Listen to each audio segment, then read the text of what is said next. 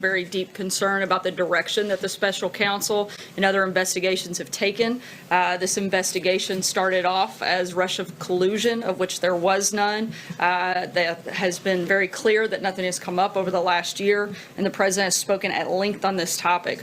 While the media continues to focus on this, despite the fact that there's been no evidence after a year, we're going to continue to stay focused on the issues. This morning, the president fired off another furious tweet calling the Russia investigation fake and corrupt, headed up by all the Democrat loyalists.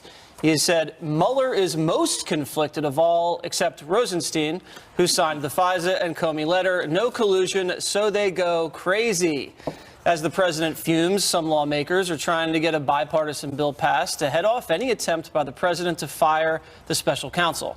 Sarah Sanders said yesterday it is within Mr. Trump's jurisdiction to do so. I think that the president has been clear that he thinks that this has gone too far. Does the president believe he has the power to fire special counsel Robert Mueller? Does he believe that's within his power? Certainly believes he has the power to do so. All right, Kimberly, let's start with the raid that we didn't get a chance to talk about the other day. It looks like they've been investigating Mr. Trump and now President Trump for almost 2 years. They've found no evidence of any crime nor any Russia collusion evidence. And they're now going off into his personal attorney to, I guess, look for payments to Stormy Daniels. And now it looks like it's an FEC violation.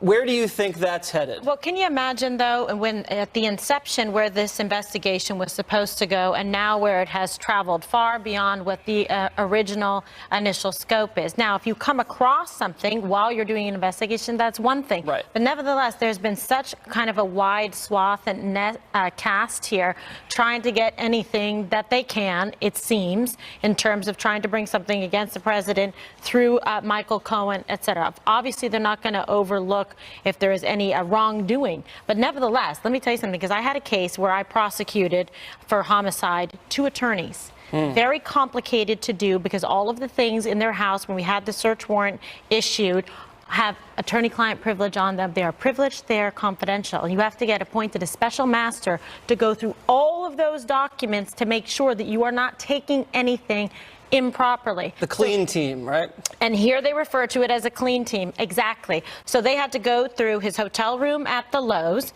okay, his apartment, and the office. So they got a judge to sign off on this. They have to have, and they better have, some really compelling probable cause and evidence to be able to support this kind of stuff. Because every American, it doesn't matter if you are a Democrat, a Republican, a Libertarian, leaning Green Party, whatever you want to do, this can happen to you as well. The safeguards of the law exist for a reason, so they will not be abused to protect the rights of American citizens. Guess what? Including the President of the United States and his personal legal counsel. So from here, let's see what they're able to come up with. This is very aggressive and heavy-handed. There isn't any legal scholar that I've listened to that doesn't, agree that this is an aggressive move and really unprecedented. Yeah, Alan Dershowitz the other day said that the constitutional rights of Michael Cohen were violated. People are saying this is a little unfair when you look at how Hillary Clinton was treated. Michael Cohen's been cooperating with the special counsel. He's produced almost 1 million documents, and then they raided his house. Hillary Clinton shredded a lot of documents and was exonerated. So people think there's a little bit of an unfairness factor here, Dana. Yeah, perhaps. And the DOJ's Inspector General, Michael Horowitz, is investigating that piece. Right. The Michael Cohen himself said yesterday on television that the FBI was very courteous and respectful. He had no problem with that. He said it's not pleasant. He doesn't like it. But there was all that. Then you find out about the process and the high bar that you have to clear with a judge and others, including political appointees like Rod Rosenstein that have to sign off on this type of thing. And if I don't know if it really is all about Stormy Daniels, I have no idea. But that whole payment situation is such an own goal.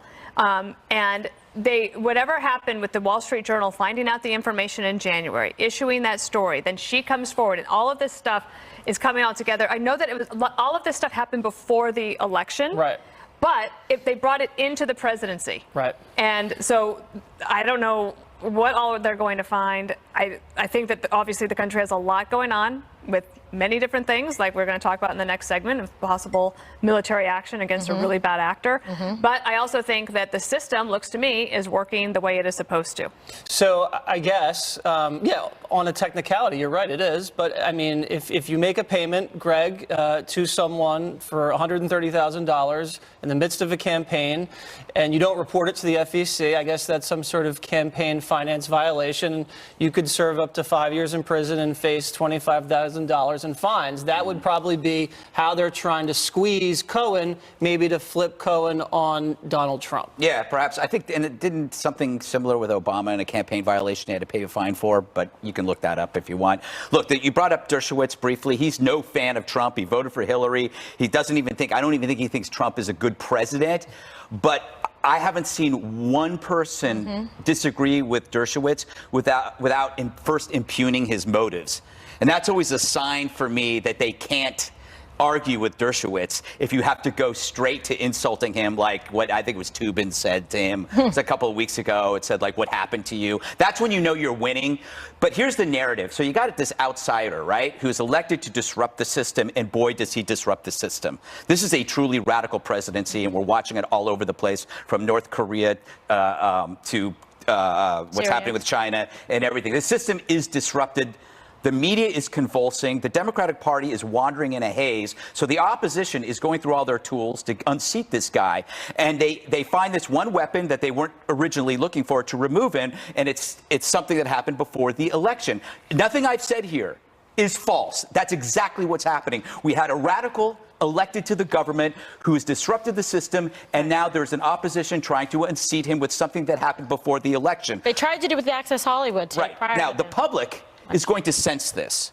If this is why I have to wonder if the anti-Trumpers are thinking this all the way through, because the public will sense that this is a political coup using past personal behavior, and this is going to turn Donald Trump into a folk hero, a combination of Johnny Appleseed and Paul Bunyan, because he's going to appear to be the victim, because you're taking him out not over policy, you're taking him out over personal behavior that occurred prior to the election.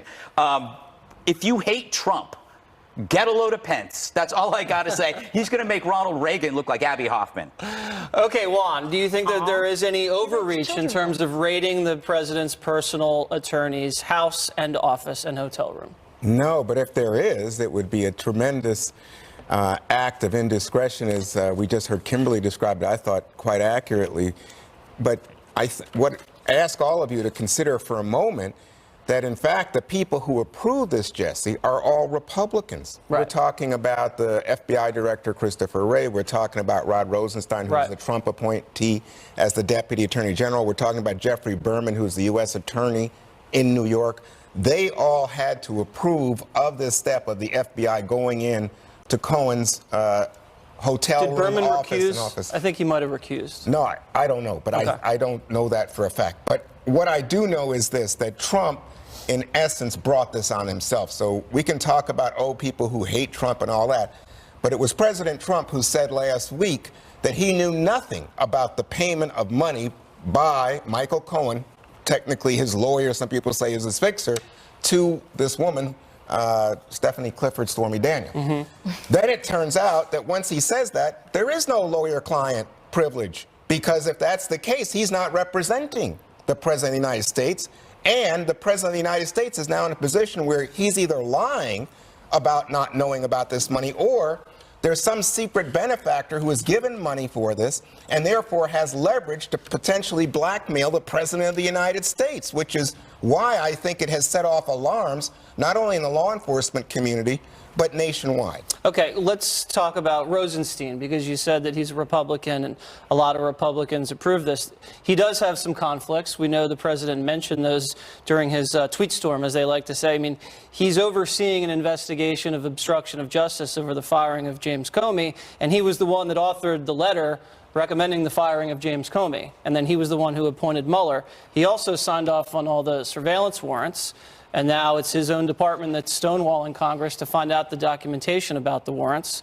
So, and now he's overseeing this entire investigation. It just seems like when you look at the way Hillary was treated, and then you look at the conflicts that Rosenstein has, President feels like he's being unfairly treated here, Kimberly, Yeah. and rules apply to other people that don't apply to him and vice versa. Well, he's been, quite vocal and transparent about his upset and the fact that he thinks that this was unfair, that this investigation was supposed to be about one thing, but now it seems to be very personal in a way to try to unseat the American president, duly elected. And that's what a lot of people are going to feel very strongly about across the country. You've seen some of the reaction about it, and Greg has touched on this point. But now he's faced with another decision, which is he's upset about it. Right. But it is an ongoing investigation. What does he do about it? What is he legally able to do, what is within his rights, and what is politically smart for him to do? Because there's some decisions here that would be a problem for him if he were to fire Mueller, okay? Then there's also the option, which has been widely discussed over the last 24 hours, as to whether or not he should remove Rosenstein due to some, conflicts of interest that have presented across the board here in terms of some of the investigation. There's tie-ins to Comey, to Mueller. What's going on here? Should there be another special counsel assigned to investigate that, whether or not there was any kind of underhanded things going on or some collusion there in terms of a concerted effort? We don't know, but that's something that a special counsel could also take a look at, and you've seen some people talking across television and writing about that today as well. I think the president's going to sit back for a bit here and see what happens and transpires, because I think the problem would be if he were to act hastily. It's sort of like what right now, okay, we're circling, seeing what we're going to do about Syria. He's circling, seeing what he's going to do about this situation here. And But I think if he starts firing Mueller, Right. you got Republicans today, beginning with Senate Majority Leader Mitch McConnell, saying, don't do that. Well, I get the sense and that people in the are Senate going- want him to fire Mueller. No, They've I been think goading the no. president to fire Mueller Not for at quite all. some time. I think to the As a contrary. Democrat doesn't, Yeah, like Democrats. Lindsey Oh, Graham. not Mitch McConnell. No, Not Mitch McConnell, but I feel like the I rest think- of the senators and No, members of I was gonna Congress say- have been daring the president to do that, No, especially the media. I was going to, just to reiterate what Dana just said, I think you could make the case that there's some Democrats who see him stepping in a bucket if he was to do that, but you have Republicans, Jesse, lining up and saying, don't do that. That would be the end of your president. We will not back you. There are lots of Democrats who feel like people like Paul Ryan, who made the big announcement today,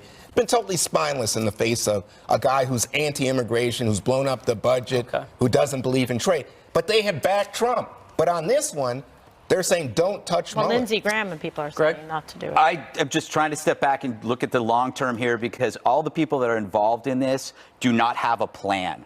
They are barreling towards this impeachment nirvana, and they have nothing after that. And the point is, Donald Trump is not a normal politician that you can nail on affairs or on sex. You're taking out the most disruptive political outsider that I've seen in my history, whether you like him or not. That's what he is. He is not a traditional politician. So if you take him out in a manner in which feels like cheap or seedy or a coup Unjust or unjust, because it's about sex that happened before, you're going to have half the country going like, okay, you took the biggest threat that we have ever seen in our political lifetimes out over a roll in the hay. But I don't Civil think War.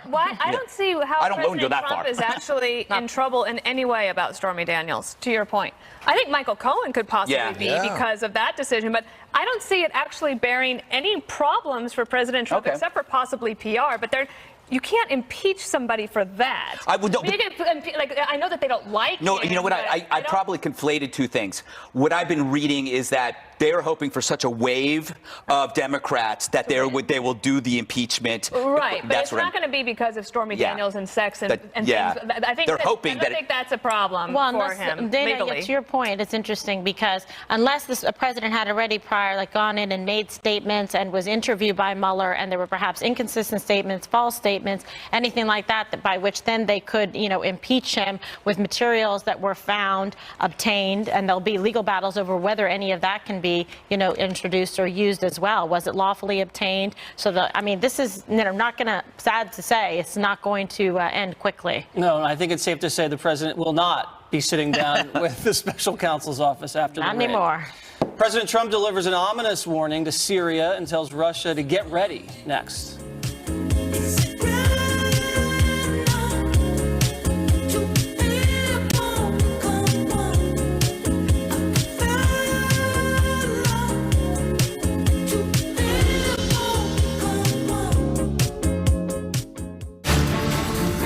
seen it all. I've seen politics and government from the inside, and I can see what's wrong with it and what's broken and what needs to be changed. Wherever I smell hypocrisy, liberals, conservatives, Republicans, Democrats, I will go after them. We don't have time to dance around the issue. I like to get right to the point. I just come at the news with a different viewpoint. My job is getting to the bottom line of what is the American people's truth. Get ready. President Trump sending that very serious warning to Vladimir Putin today after his country warned the U.S. against striking its ally, Syria. He says Russia vows to shoot down any and all missiles fired. Get ready, Russia, because they will be coming nice and new and smart. You shouldn't be partners with a gas-killing animal who kills his people and enjoys it, said with emphasis. New satellite images show Russians are preparing for possible strikes, and earlier today 11 Russian battleships were stationed at the Syrian port of Tartus. Now they are presumed to be at sea. Only a single submarine remained. All right, get ready, Russia, strong and clear, just like when he said it to North Korea. Yeah, it was really great to see the media and the Democrats applaud Trump's incredibly strong words against Russia. You didn't see that, actually. Yeah, we missed and that. it's hilarious because that's what they've been asking for forever, and they've always been accusing Donald Trump of being incredibly soft on Russia and Putin. Now they're getting tough words, and what do they say? Well, you hear people saying, oh, this is a distraction away from Stormy, or this is just irrational and crazy. Can't have it. Either way. Well, they can't ignore this happened. Yeah. He gassed his own people and women and children, and there has to be an appropriate, show of force against him. Well, it's super tense, and you have all of the different entities there, and Israel sort of they're saying, okay, guys, what are we doing here? Because they're trying to talk. The Russians, Putin called Netanyahu today. I know that obviously we've been on the phone with them as well. So you have a situation where the Russians say they will fight back. And I imagine that when General Mattis was at the White House today, they're mapping all of this out. It's interesting about the tweet when he says that Assad is this animal that gasses his own people using nerve agents. Well, so is Putin. I mean, the young woman who was poisoned along with her father, she was left the hospital yesterday. Today, apparently, the Russian consulate reached out to her to ask her if she wanted any of their help. Some more poison. She turned them down. But we're dealing with a lot of bad actors there. And I'm sure they're trying to plan, because what happens if there's a missile strike? What happens after that? And what is the thing about what do we do about Assad, et cetera? The UN is going to be of no help. Nikki Haley has been trying to get them all on board. Sure. That's not going to happen. Nah. Okay, so we have obviously some movement, from Russia. 8 Russian warships departed from the port of Targa in Syria. But nevertheless, the Russians, in terms of their military capability, is their show of force, and where they have the strongest positioning is as it relates to nuclear. But we far outbeat them in terms of our capability militarily, with ability to, strike and use missiles. And so that, I think, we have a far greater advantage to them. So what can they really do? I don't think President Trump is in a bad position by being strong with Russia, because they've done some of the same things that Assad is accused of. Yeah, we're in a very strong position. We have the USS Donald Cook in the Mediterranean right now.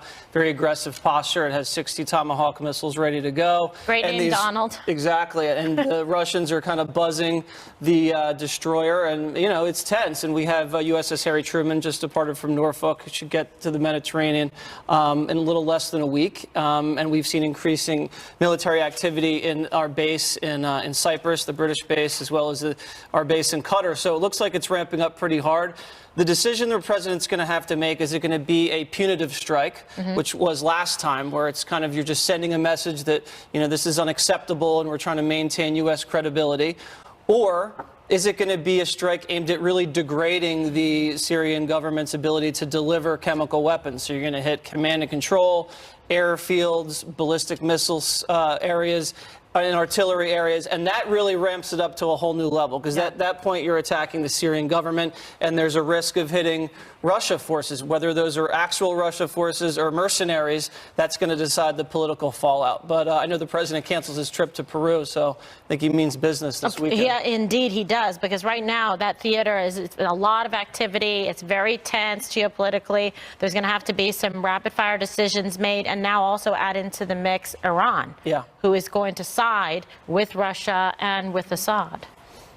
Juanito? Oh, yes, I think that they are. And that's why what concerns me is, you got to think through, are we starting a world war in the Middle East? I mean, you got to think through, what are we doing here? And I think that's why you hear from people like Senator McCain, you watch out for being wobbly. And then there, of course, earlier in this discussion, there are people who are saying it's a wag the dog scenario for Trump. But what concerns me at the moment is with John Bolton and Mike Pompeo as his top national security advisors, the instinct to quickly respond, impulsively strike back without thinking it through. I don't think there's any question Bashar al-Assad is a horrific character, but that tweet, the reason it concerns Democrats, Greg, is because it seemed like someone who was flailing or angry or impulsive, as opposed to someone who was thinking through what he's going to do. This is why people get upset with him exchanging sort of name-calling and bullying with Kim Jong-un. So that's not part of it. Kim Jong-un's a good guy. It's that our guy seems like he's not under control. It's that is something that we've been watching now for 2 years, and we continue to be proven wrong, thinking he's impulsive. Yeah. I mean, it's what he did with North Korea. Remember Fire and Fury? How did that work out? When he talks about trade, how that works out. So I think this is part of a system that he himself understands and that we're just keeping up. Yeah, well, he's been advised to strike his delivery systems where they keep the warheads, and he keeps all the stuff to manufacture and put this. So that seems to make a lot of sense to me. So Facebook's founder back on the Hill for day 2 of questioning, and he revealed something you might be surprised to hear, and that's next.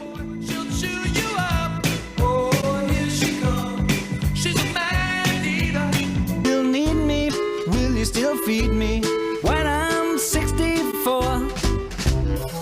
Mark Zuckerberg returned to the Hill today for a second day of testimony on the privacy breach that affected up to 87 million Facebook users, and we learned earlier he was one of them. While Facebook has certainly grown, I worry it may not have matured. I think it's time to ask whether Facebook may have moved too fast and broken too many things. Was your data included in the data sold to the malicious third parties? Your personal data? Yes. Are you willing to change your business model in the interest of protecting individual privacy? Congresswoman, I'm not sure what that means. Oh, well. Zuckerberg also admitted that his company's decision to reject content from some conservative pages is a mistake. Why is Facebook censoring conservative bloggers such as Diamond and Silk? Congressman, in that specific case, our team made an enforcement error, and we have already gotten in touch with them to reverse it. Dana, just give me a bottom line. How did Zuckerberg do in 2 days of hearings? I think that if you're the Facebook PR team right now, you feel like that was an absolute home run over 2 days. I think that their approach of him being apologetic, and to me, I feel like he's like a little too apologetic, but also he is exceedingly polite and extremely patient with members of Congress who only get 4 minutes to ask questions. So they got to showboat a little bit. They also really don't understand the model and the gulf between the millennial at the table answering questions and the members of Congress who are basically trying to figure out what their staffs had written down for them was really quite stark. Painful. When he leaves Washington today and heads back to Silicon Valley, I think he can feel pretty good about himself. Kimberly, would you agree? Yeah, I think that he's actually performed very well. It shows that there was a very serious level of preparation by his team, which I think was quite impressive. It can be intimidating, even if you're the founder of Facebook, to be able to, go in front of Congress to answer these questions in front of a committee and be able to not expose your company to further, liability. And I think that he's actually done a very, very good job of handling himself. And I really paid close attention to his answers, including, the call, the question. So I think Facebook is in a very good position. I think you saw the market rally after he was performing very well under intense, pressure yesterday, and it stabilized things somewhat economically. So he was contrite, Jesse, but at the same time, if you ask a basic question like what happened with Cambridge Analytica, I don't sense that we got a clear answer. People say, I will direct my team to look into that, and then I'll get back to you.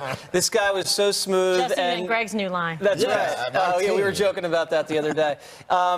Listen, he was obviously very well prepped. He acted and sounded human which was a very high bar for him, and I think he considered that.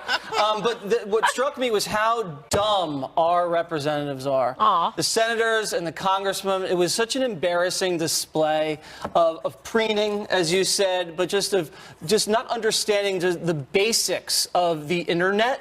And what Facebook actually is. It was one of those moments where you're like, I cannot believe these are our elected officials. These people are idiots. The three things that stuck out to me, well, some of them. Ted Cruz really did a nice job, I thought. And that issue was whether Facebook is biased against conservatives. And I know, because I've heard from a lot of people that run big sites and also just regular conservatives, that when they put in this new algorithm to flow traffic to these websites, after that, they've seen their traffic drop. And that's a big issue that needs to be explored also.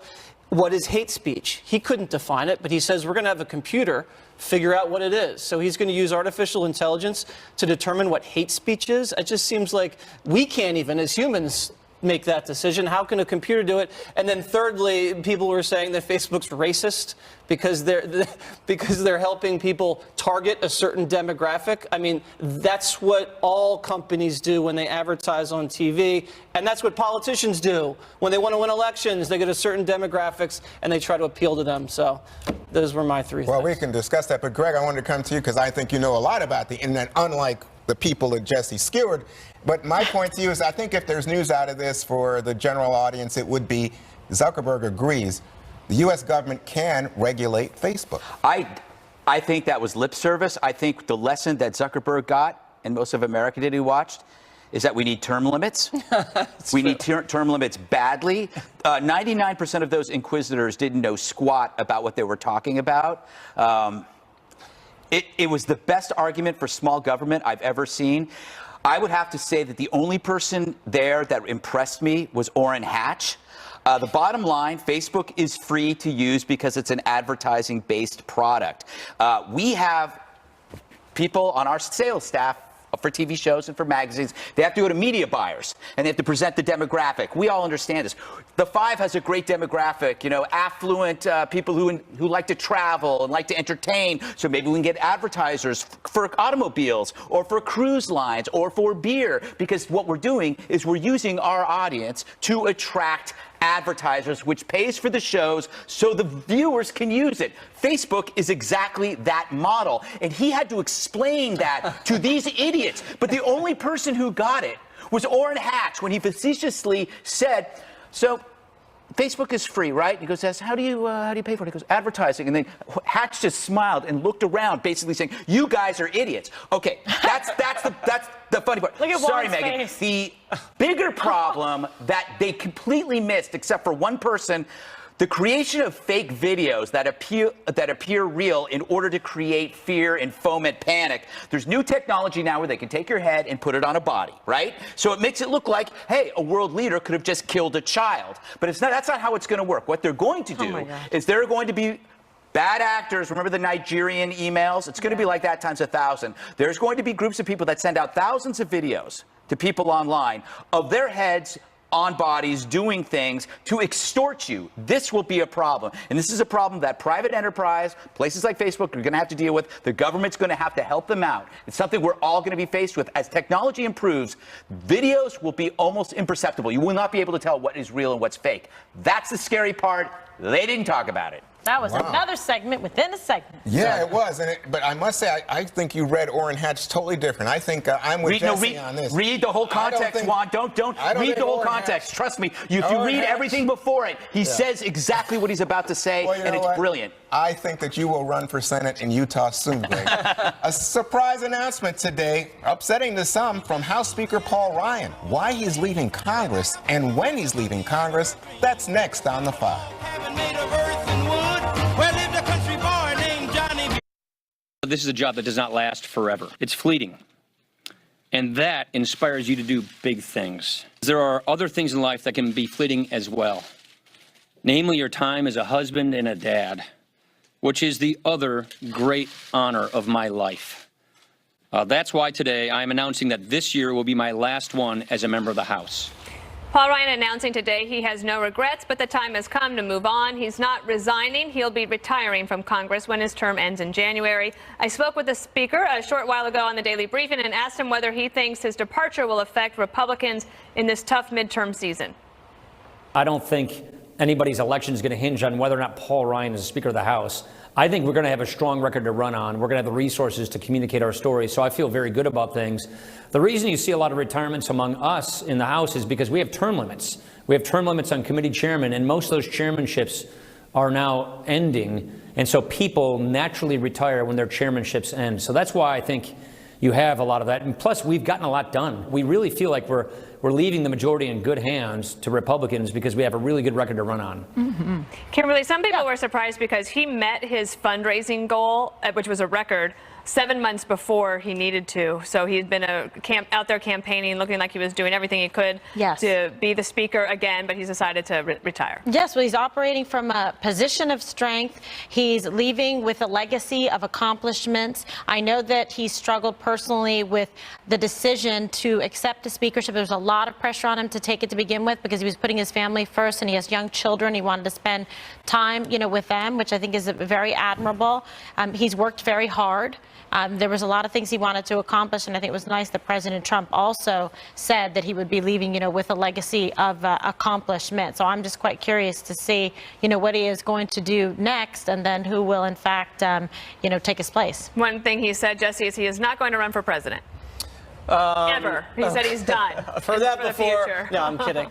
He's had a very interesting career arc. Remember, he came up as this young fiscal hawk, conservative, entitlement reform guy, was the VP, and people loved him because he was tough on that. And then he became this, I guess, to some people, this, squishy, never Trumper, establishment rhino. I think both characterizations are unfair. He never did get the entitlement reform he'd so wanted. But if you look at just the last year he's had, he had tax cuts. Right. Sanctuary city legislation, repeal and replace Obamacare, Dodd-Frank.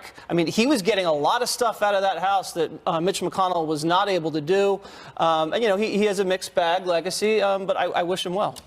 Greg, your thoughts? Two things, and I've said this before. For once, I'm so tired of people saying, I'm going to spend more time with my family. For once, I'd love someone to say, I'm going to continue avoiding my family completely by locking myself in my man cave, drinking Pabst Blue Ribbon and watching Die Hard sequels. Once, say the truth. But for his future, I see Fox News contributor, Sunday show co-hosting with Hillary, Crossfire meets CrossFit. He could work out while she complains. All right, last word to you, Juan. Boy, you guys got this one way wrong. 25 Republicans in the House leaving, 3 in the Senate. They see a huge Democratic wave coming, and there's just no way that they can survive. And, this has been rumored in Washington for the last 3 weeks intensely, and everybody on the Republican House side says, well, if Paul Ryan doesn't think he can survive, why would I think I can survive? He wasn't worried about his race. Well, I don't think that he would have survived as Speaker. Nancy Pelosi would be the Speaker, and then Paul Ryan would be in the minority position. Please don't say that. And I don't think Paul Ryan wants that. That's what's going on here. Paul Ryan's record as Speaker is negligible to 0. Oh, that's not true. Gosh. I would actually argue with you if we had time. Yeah, give the crumbs back, Juan. All right, we've got something special to celebrate up ahead, so stick around. In fact, Get along down the road.